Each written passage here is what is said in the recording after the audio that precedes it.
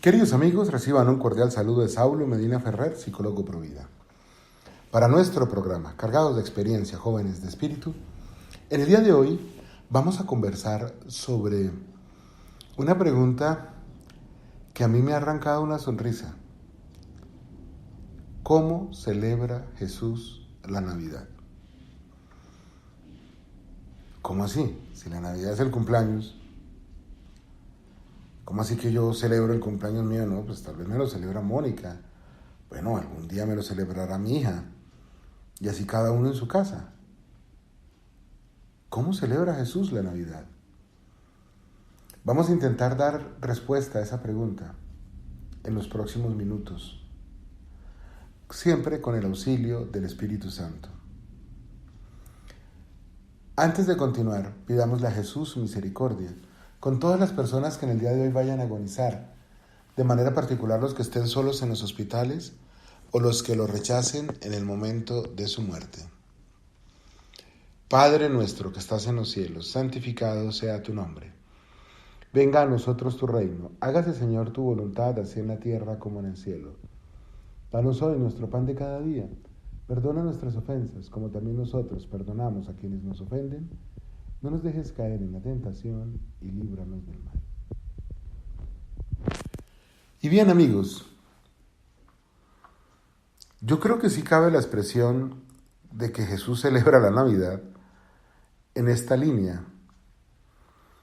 Todo lo que hizo Jesús como verdadero Dios y como verdadero hombre en esta tierra fue pensando en los demás, en la humanidad entera, pero también en ti y en mí, en la humanidad entera, pero también en cada uno.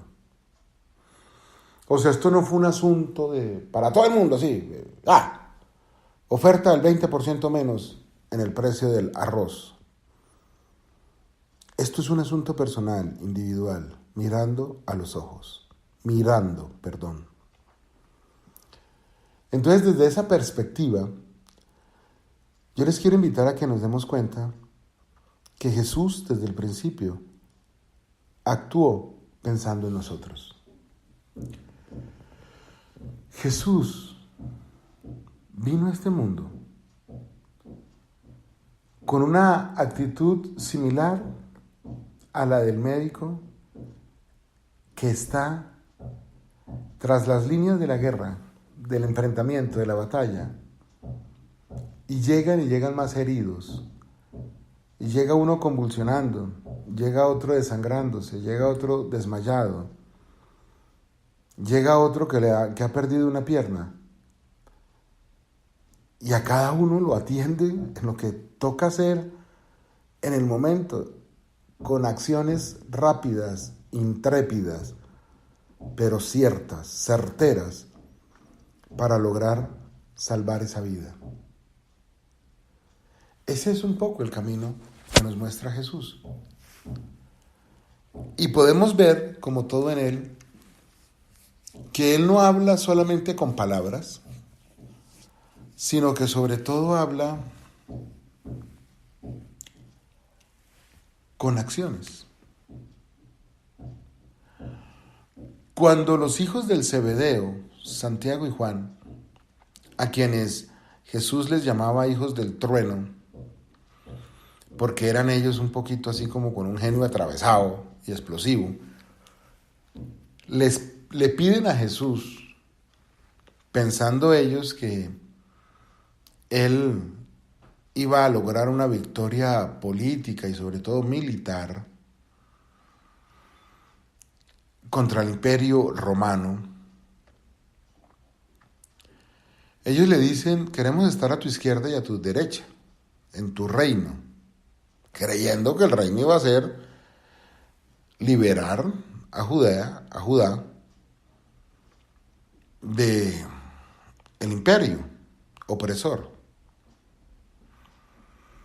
Y resulta que Jesús lo que hace pues es otra cosa, ya lo sabemos.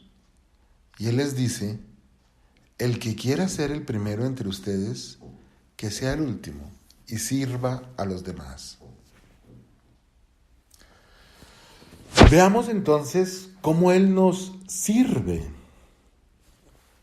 Mira la hora a la que atiende a Nicodemo en la noche, por dos razones. Y ambas las podemos concluir con certeza. La primera, porque Nicodemo no quería que lo vieran con Jesús. Entonces de noche pues él podía cubrirse y llegar a una casa según previo acuerdo logrado a través de mensajeros, muy probablemente.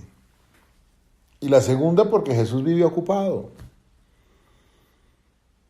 Jesús era todo lo contrario al rey David, que hacía una siesta, se levantaba a las 5 de la tarde.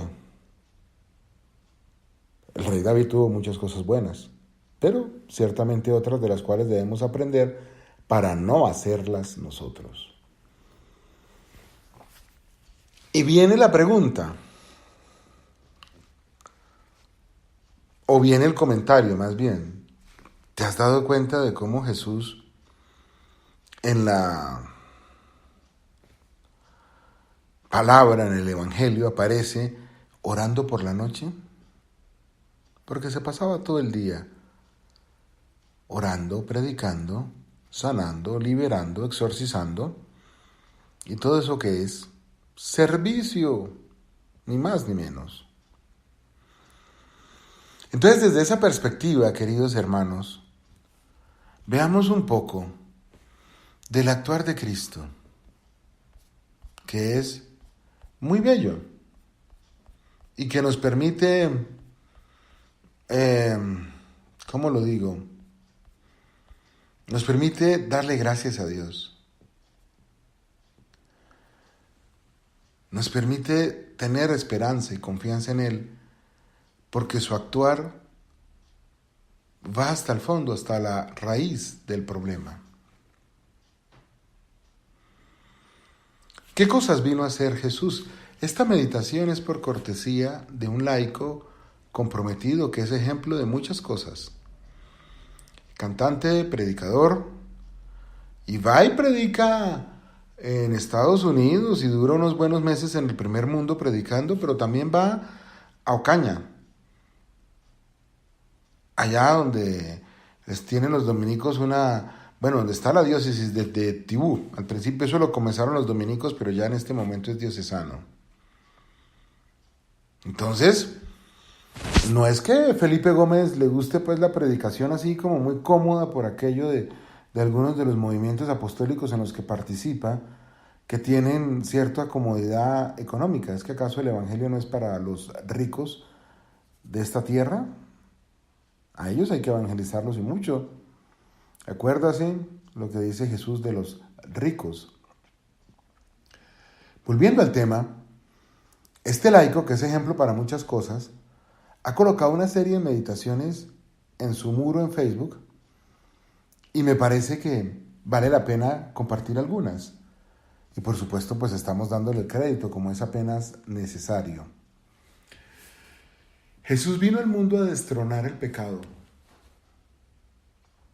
La percepción que uno tiene sin Dios es que no hay nada que hacer. Si tú sacas a Cristo de la ecuación, sencillamente te fregaste, para utilizarlo con una expresión bien coloquial. Si Cristo no llega a este mundo, nuestras debilidades son más fuertes que nosotros. Si Cristo no llega a este mundo, el pícaro se sale con la suya. Todos los niños terminarán finalmente abortados y los pocos que vivan serán ideologizados con el tema del género y a los 9 años dirán que quieren ser mujeres, siendo hombres o viceversa. Jesús vino a destronar el pecado. Pero la palabra que utiliza Felipe me parece muy conveniente. Destronar. La maledicencia nosotros la hemos puesto en un lugar destacado, en un trono. Antes de que usted se vuelva a burlar del becerro de oro como alguna vez lo hice yo, le digo esto para que no se vuelva a equivocar como tantas veces lo hice yo. Yo venía y decía, pero los judíos bien brutos, ¿no? adorar un becerro de oro. Y eso no es lo que hacemos con nuestro vicio privado ese que no queremos que nadie se entere. Con el tema sexual, con el tema del alcohol, con el tema de la comida, con el tema de procrastinar. ¿Eso no es lo que estamos haciendo? Jesús viene a tumbar esos tronos, esos ídolos, a que exploten en 1000 átomos, como se dice de aquel prócer de la independencia. Jesús vino a eso, a este mundo. ¿Y cómo hace eso? Diciéndonos la verdad. Él no pretende hacer, en el colegio en mi época se hablaba de cambis cambeo. Yo no sé, eso, yo creo que es como algo que suena agradable a los oídos, porque de resto no le veo mayor sentido. ¿Qué es cambis cambeo? Cambis cambeo es, por ejemplo, que yo le cambie a usted estas monas del álbum, estos caramelos, dicen en otras partes, por otra cosa que usted tenga. Él no viene a hacer un cambis cambeo entre sus ídolos, perdón, Jesús no tiene ídolos, entre nuestros ídolos y Él. Ese no es el camino. Porque ¿qué es lo que produce el ídolo en nosotros? Nos hace daño, nos quita libertad, nos quita recursos, y si no, mire cómo es el tratamiento de la cosa en las iglesias protestantes, ¿no? Con aquellos temas de diezmos y demás. El ídolo nos quita y Jesús viene a darnos. Y lo primero que nos quiere dar, ¿sabe qué es? La verdad. Cuando uno aterriza y se da cuenta que eso que está haciendo no sirve para nada diferente que ofender a Dios, hacerse daño a sí mismo, engañar a otros, causarle problemas a los demás. Entonces uno empieza a prestarle atención a Jesús. Y en ese momento uno se puede sentir